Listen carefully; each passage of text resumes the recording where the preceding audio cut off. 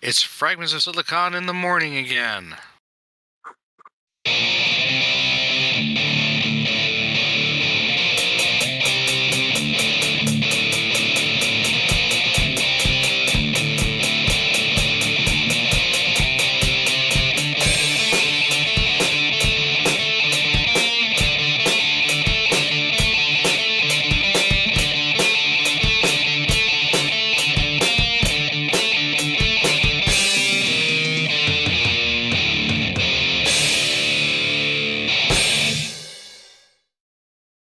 Morning or evening, depending on your perspective.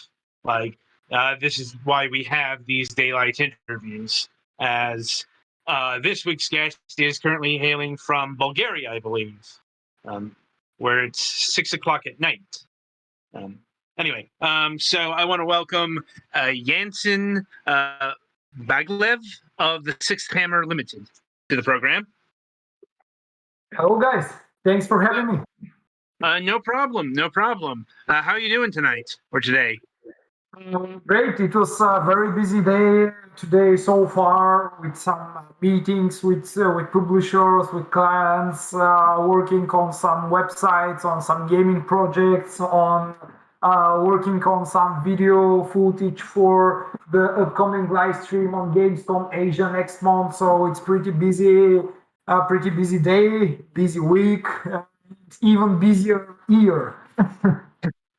It sounds busy. Right. So I suppose we should get into it, so to speak. And how we do that is we like to ask this question of our guests. What got you interested in making video games, both on a personal and professional level?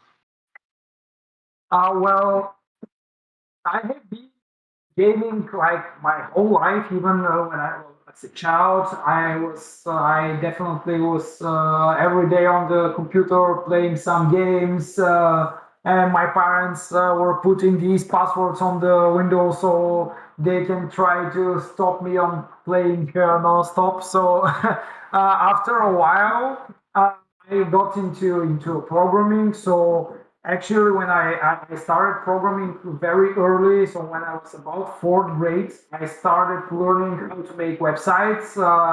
And then in around ninth grade, I started basically, I wanted to try to create some video games. And there basically around that time I met with my friend and colleague Dimitar, which we later founded our company, the Six Hammer.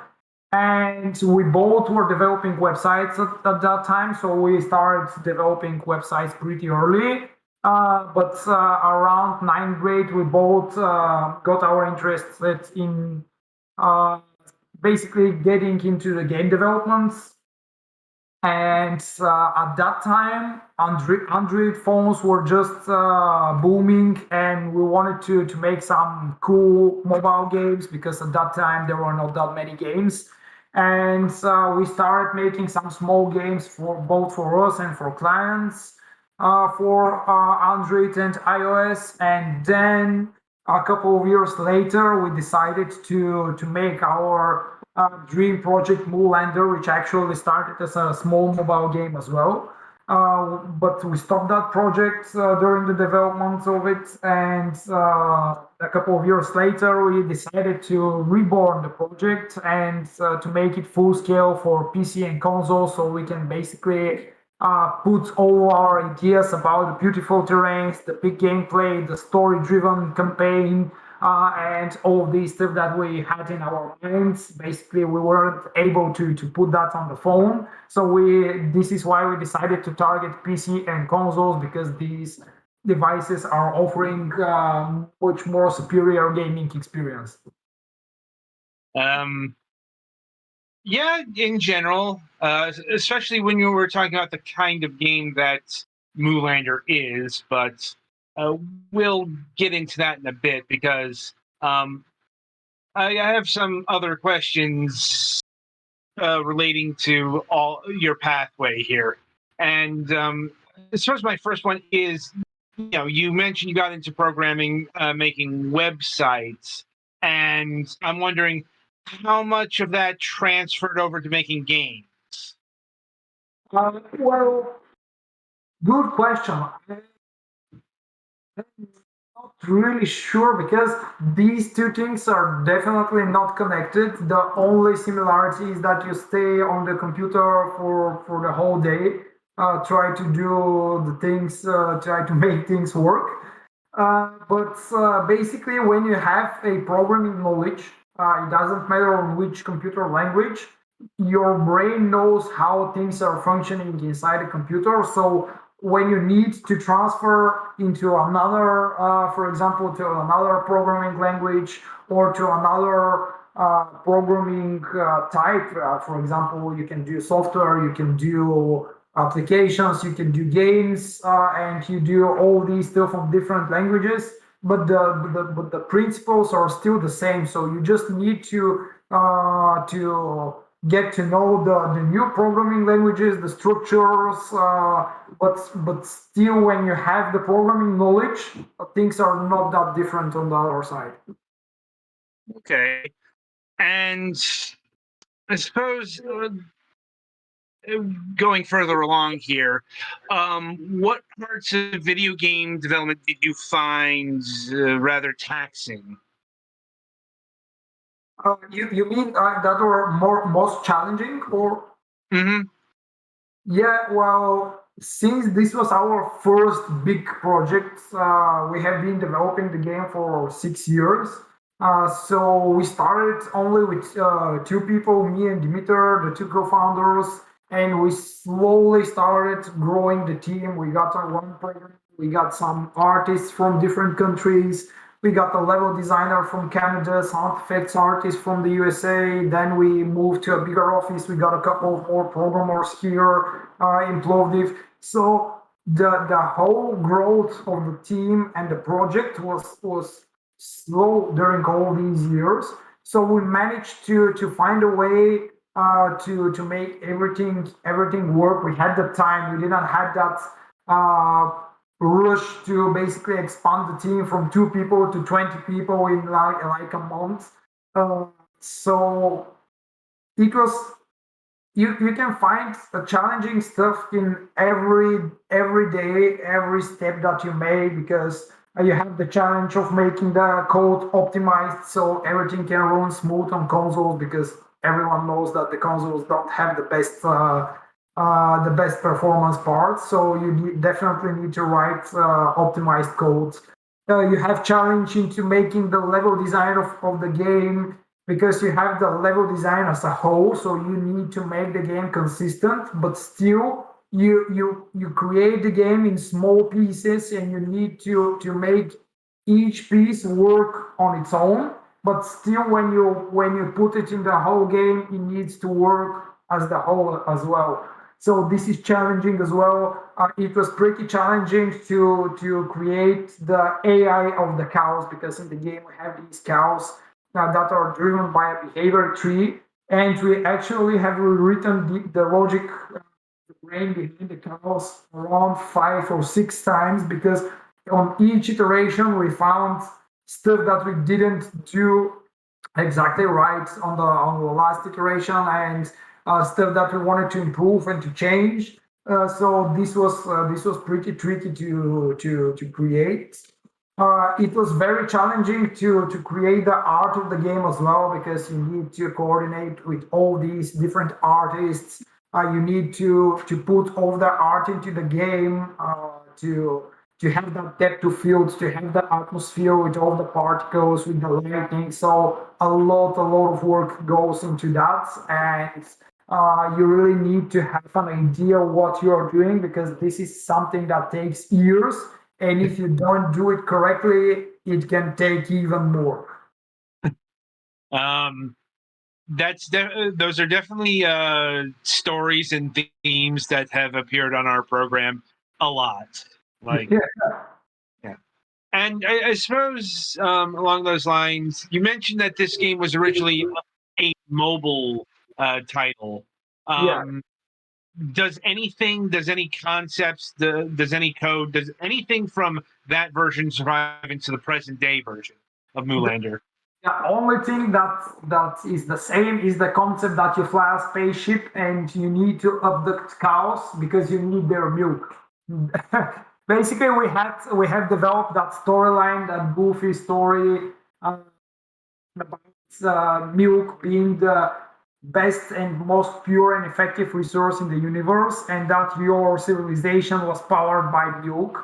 And after a great war with the Anunnaki, which is another alien civilization, almost all the cows are killed, and you're left with virtually no milk. And you ascend on a journey to find a mythical device that can produce infinite amounts of milk, so you can save your civilization. So that's the backstory of the game. So we had that story way back in the years when we were developing the mobile game, and actually this is the only thing that stays until now. Like, I suppose when you come up with a premise like that, it sticks with you.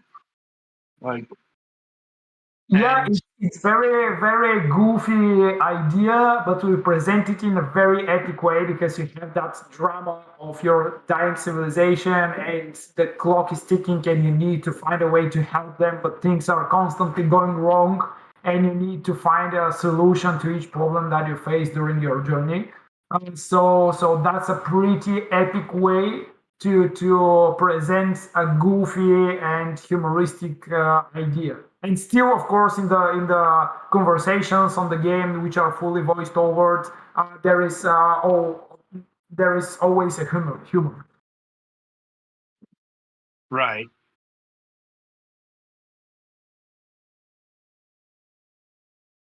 Uh, hello? Yeah, yeah. Okay, you kind of trailed off there. Like, So yeah, I think that this is pretty cool thing to explore actually with all the story and the scripts, because this is actually something to the previous question. This was also challenging to us because we have never written a story before. Like, we are programmers ourselves, and we mhm, have to be game directors here, and you need to think about the music, about the level design, the game design, the target of your audience. uh, you need to think about the story, about the script. What are these? Who are your characters in the game? What are they talking about? What is the story behind each character? How are they going to act and um, present themselves to the player. So this is something that we have never faced before, and it took a lot of time to get here, and a lot of thinking, and a lot of coffee and brainstorming. Uh, but in the end, we are pretty happy with what we got. Of course, we can improve a lot of things now that we have all of that experience on that game. But I am pretty happy with what we got because we are basically mixing epic storyline with humoristic elements constantly, and it's a very delicate balance that you need to achieve. I mean, yeah, this isn't the easiest thing in the universe to pull off.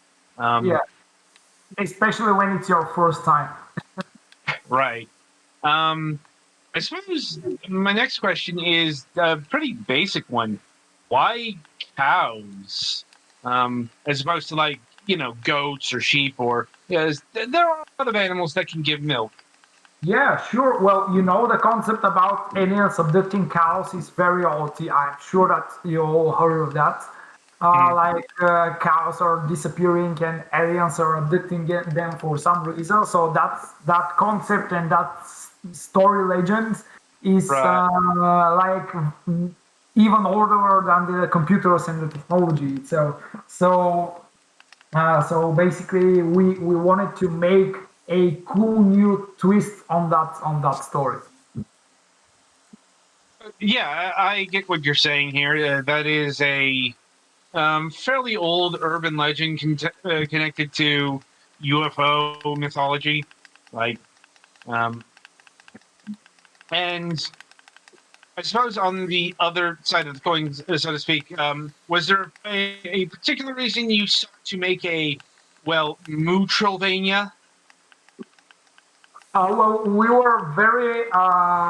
It is not exactly the game is not exactly a Metroidvania. We call it Metroidvania because first it's a cool pun, and Mhm. also it shares some of the Metroidvania elements and concepts. So it's not a full Metroidvania because the storyline is fairly linear, but still on some places you need to backtrack and find your way through the map, and also you're constantly unlocking new abilities, and you start to be able to do stuff that you previously wasn't able to do. So these are the Metroidvania concepts, but we also have some RPG elements of leveling up and customizing your character. So we have put a lot of different genres into the game and try to mix them as well as we can. Okay. Um, and what sort of powers do you acquire in this game? What do you mean by powers? Like, what sort of upgrades do you get to make forward with the progress? I assume they're a lot very milk based. Yeah, well, actually, all of the weapons that you have in the game are entirely milk based. So you're shooting milk grenades, milk machine gun, you have the milk sword, you have a milk shield to protect yourself against the enemies. So, of course, your ship is powered by milk, and it's great fun splashing milk everywhere on the screen. So in the game, you level up your character by basically killing and fighting with enemies, and then with the level up, you can basically then you unlock some skills that you can buy or upgrade, and with each car battle you acquire milk points, and then you spend these milk points on the abilities and the upgrades that you want. So you can buy you can choose to buy a lot of different weapons and constantly swap them, or you can find the weapons that you really like and suit your playstyle and upgrade them so you can get even more powerful. So it's up to the player to choose what they want to buy and upgrade and how they want to proceed with the combat in the game. Hmm. I will say, yeah, that is a bit more flexible than your usual Metroidvania title. I, Yeah, definitely, definitely. But still, in the Metroidvania titles, you have a lot of backtracking, and you can use all of the skills that you have acquired or bought to go to previous areas. But we initially we were thinking about making that type of level design and map design of the game. But since we wanted to tell a pretty linear story, which had to fit in terms of the environments and the progression of the game. So this is why we decided to make the game a little bit more linear, not exactly a Metroidvania where you can go whatever you want, because it's very hard to tell a story in such an open world game, especially to the game. So we needed that a bit of linearity in the game, so we can tell the story that we wanted to tell. so, for the cows themselves, are you trying to rescue them from aliens, or are you trying to capture the cows themselves? Or are the cows the aliens? Um, you capture the cows, so you can teleport them back to your home planet, where basically your civilization is milking these cows so they can have a little bit of milk. So in the game, your alien race is very tiny, or the cows in the game are very big. But still, the cow is like 5 times bigger than your character, which is staying inside the ship. So you can imagine that with this kind of scale, one cow can produce a lot of milk for these little guys. So yeah, no cows are harmed in the game. You just beat them so you can beam them and teleport them back to your planet so you can get your civilization a little bit more time. Hmm. And what's the game got for bosses? Well, actually, the cows are the main bosses.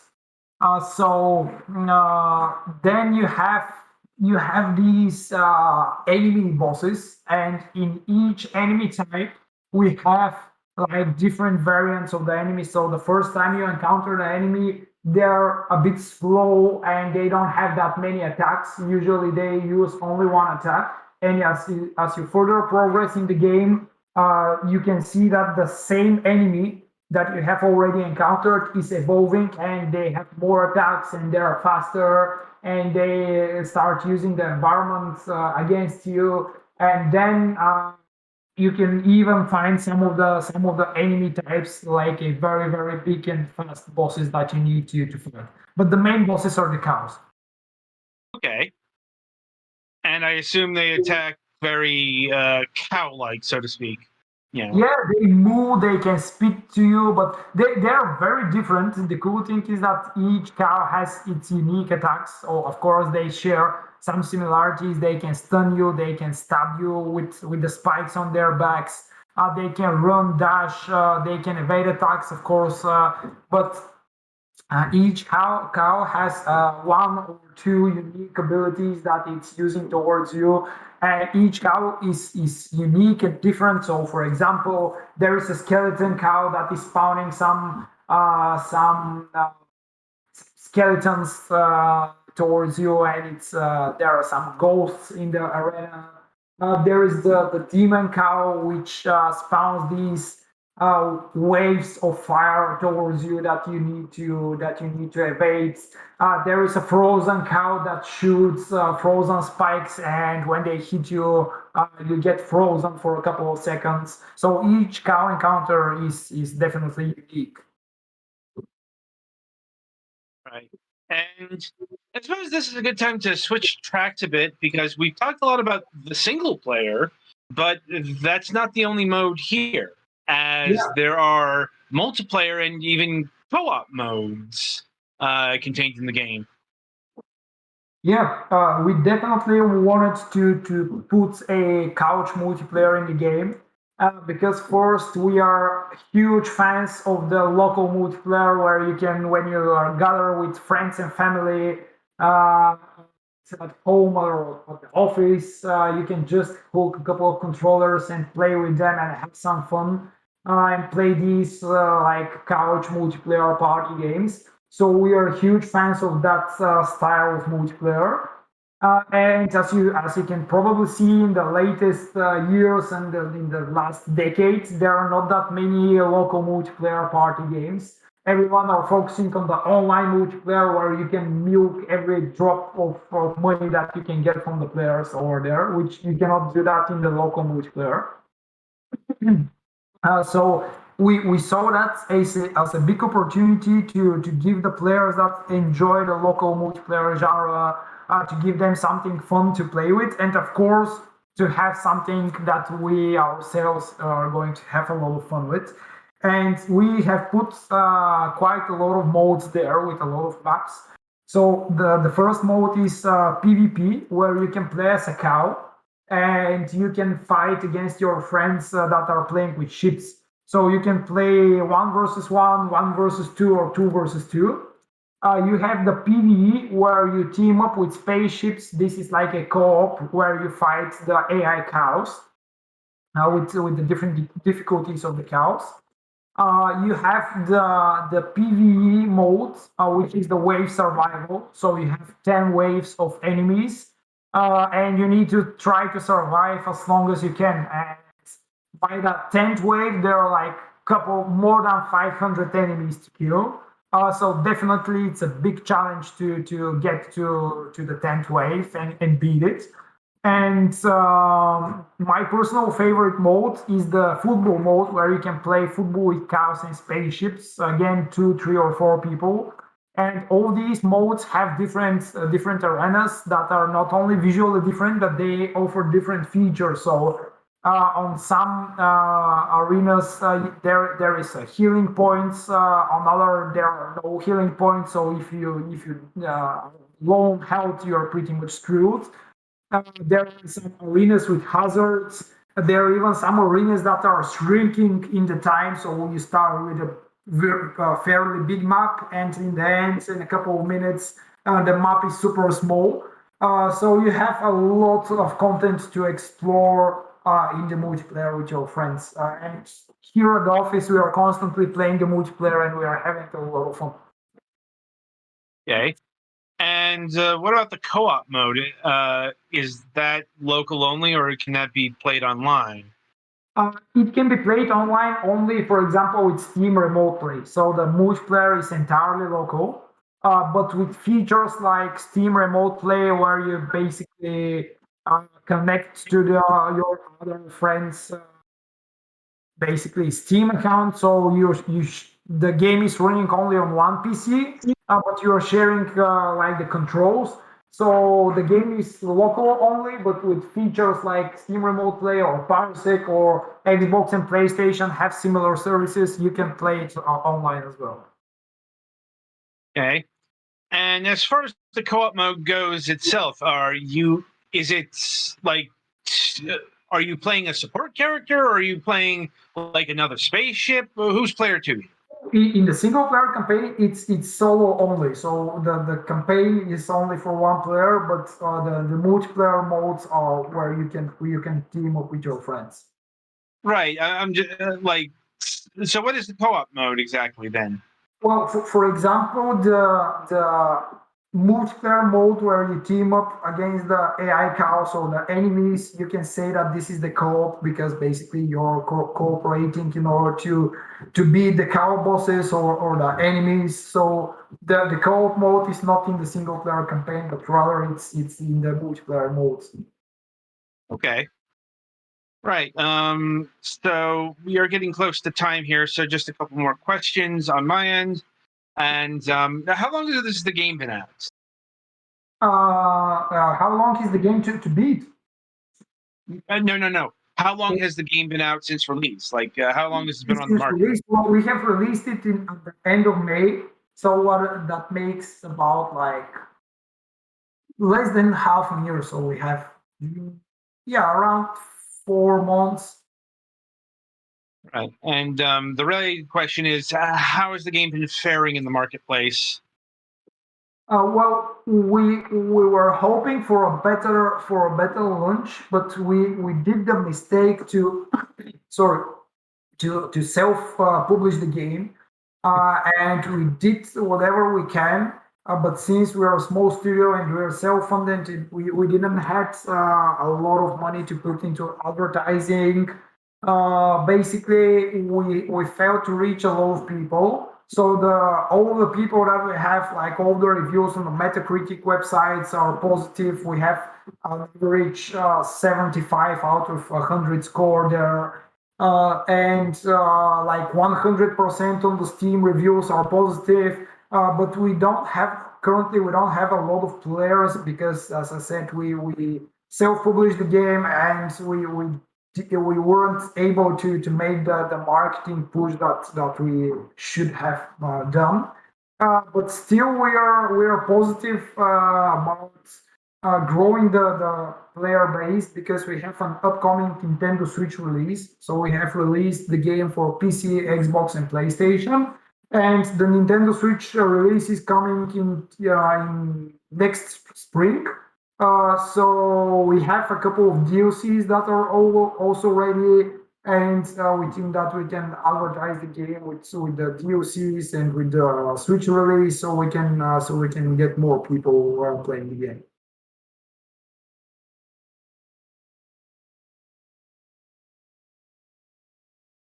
Adam, you still there? Yeah. Well, did I cut out? Yeah. Oh, okay. Let me try that again. So for the Switch release, are you going to have a publisher for this, or are you still handling the game yourself on that platform? We're definitely currently looking for a publisher because we still don't have the funds to make a big launch ourselves. So we are definitely looking right now for a publishing partner that we can team up with so we can have a better release. Okay. And let me see here. Are are there any plans for Moolander DLC or like new multiplayer modes or something like that? Yeah, definitely. Actually, one of the DLCs that is already ready. It is like 99% ready right now. It's we're testing it. It's a huge multiplayer DLC. So in each of the modes, we are going to have like 20%, 200% more maps and characters, and this is going to expand the multiplayer from hours of content to days worth of content. So this is a pretty big DLC in terms of the multiplayer. Again, it's still offline, but it expands the multiplayer a lot. And we have a story DLC that is like 40% ready, but still we don't want to release that content yet because we want to use it for an advertising method for the upcoming releases and possibly teaming up with the publisher. Yeah, that makes sense. Um, right. I'll see if my colleagues here have any questions of their own to ask you. I think I'm good. Betty? Oh, I think I'm good. All right. Well then, well, I suppose that'll about do it here since we have reached time.